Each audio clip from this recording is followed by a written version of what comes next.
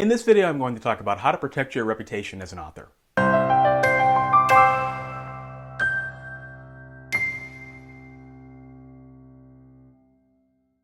Welcome to the next video in the Protect Your Author Business series, where I teach you how to protect the various areas of your writing business. To get caught up with the rest of the series, click the link in the video description of the YouTube card above my head, depending on where you're watching this. Reputation. As an author, whether you're known or unknown, you've got one, and it's in your best interest to do everything in your power to protect it. What is reputation anyway? Merriam-Webster defines it as 1. An overall quality or character as seen or judged by people in general, or B. Recognition by other people of some characteristic or ability. Why am I even defining the word? Because we don't talk about it. However, there are many ways you can damage your reputation without thinking about it. There are also many ways you can improve your reputation. We're going to talk about both. Let's talk about a couple of ways that you can damage your author name, because I'm sure you're familiar with them. First case in point, plagiarizing other people's work. Merriam-Webster defines plagiarizing as to steal or pass off ideas or the words of another as one's own, or the use of another's production without crediting the source. When most people think of plagiarism, they think of high school essays, but it's not confined to just the educational system. There have been a number of very capable, best-selling authors who have been accused of plagiarizing others' work. I won't name any names here, but suffice to say that the mere accusation of plagiarism can tarnish an author's name permanently. I don't know many authors who have recovered from this kind of damage to their reputation, so this is serious. Plagiarism has a lot in common with its cousin, copyright infringement, but they're not always the same. Copyright infringement means using or profiting off someone else's copyrighted material without their permission. For example, if you were to use a Michael Jackson song lyric in the beginning of your book without paying his estate for permission, you would be potentially infringing on his copyright. If you used that same song lyric but didn't give Michael Jackson credit for it, not only would you be infringing on his copyright, you would also be committing plagiarism. The big lesson here, just don't do it. Always get permission to use anyone else's copyrighted material and never copy passages from anyone's work, conscious or unconscious. Just be original, use your own ideas. The reason this is so damaging is because copyright infringement and plagiarism betray your readers' trust. They can no longer trust you to tell stories that you actually wrote. Once they have that kind of doubt, good luck trying to repair it. Now I'll admit, there's a gray area here, right? After all, what constitutes copying? For a good legal education that will answer all of your questions and then some, read the Copyright Handbook by Stephen Fishman. I've pimped this book like 10 times on the channel already, but it seriously is the best book that you can buy on copyright education. It's expensive, but trust me, it is well worth the money.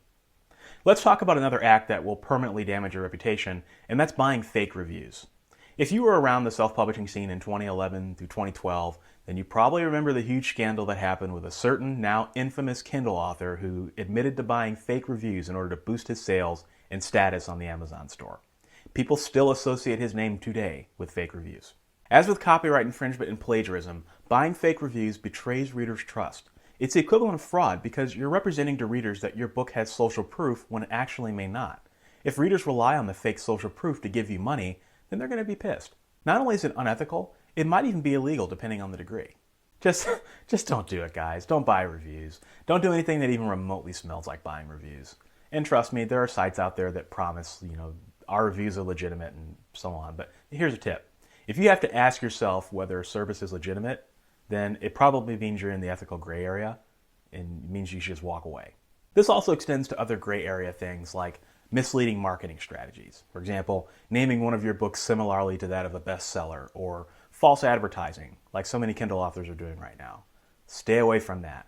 As professional writers, you need to hold yourself to the highest ethical standards. Never do anything that would even remotely mislead a reader. If you have to ask yourself the question, don't do it. Let's talk about another act that can damage your reputation, and that's talking badly about other people. This could be publicly on your blog, but it could also be privately behind closed doors, or even at a dinner table when you're at a convention. As I mentioned in a previous video, if you're going to criticize someone, keep it to the facts, and you better be darn sure your facts are correct. Otherwise, your comments could end up in defamation territory. And when readers see that, it's just going to leave a bad taste in their mouths, and they may not want to read your books for personal reasons. My advice is to go out of your way to be respectful, even if you don't agree with someone. Most of the time, the battles people fight just aren't worth fighting. The next time you're thinking about launching a salvo against someone for something they've done or written, ask yourself if it'll be worth it if you end up in the middle of a lawsuit as a result. 99% of the time, the answer should be no.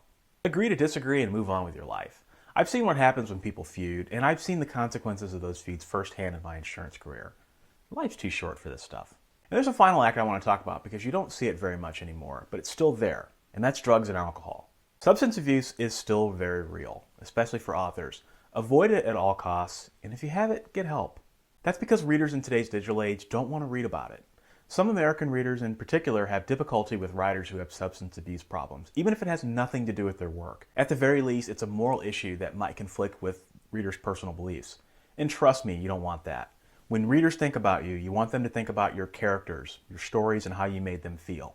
You don't want those thoughts to occur simultaneously with something that they read in a headline somewhere. Not all readers are this way, though. Some couldn't care less about what a writer does in their personal life. But all readers are different, and you don't want anything that could jeopardize your reputation to ever come to the forefront when they're thinking about you or your books. Now that you understand the things that can damage your reputation, let's flip this around and talk about some things that you can do to develop a great reputation as an author. Write great books. Be kind and gracious to your readers. Help other authors as much as you can. Accentuate the positive. If you can't say anything nice, then don't say anything at all. Develop personal branding on social media and your website that is open and honest. Hold yourself to the highest ethical standards, even if it means sacrificing sales to do it. Act with honesty and integrity. Always value people. Never fire off an angry email without having someone else take a look at it. Be respectful to your vendors and business partners and put their needs first. That's a good start. Think about corporations. They go to great lengths to protect their brands. They control who talks about it, where it gets advertised, who associates with it, etc. That's because one small misstep could destroy the reputation of their brand. While this doesn't quite match up to what we have to deal with as authors, the takeaway is that you too need to do everything within your power to protect your personal brand. It's one of the few things within your control in this business. If you don't protect it, you might wake up one morning and find that you no longer have a reputation. That's it for this video. If this is your first time watching, I'd love to have you subscribe. And if this video helped you in some way, do me a favor and click that like button. Thanks for watching.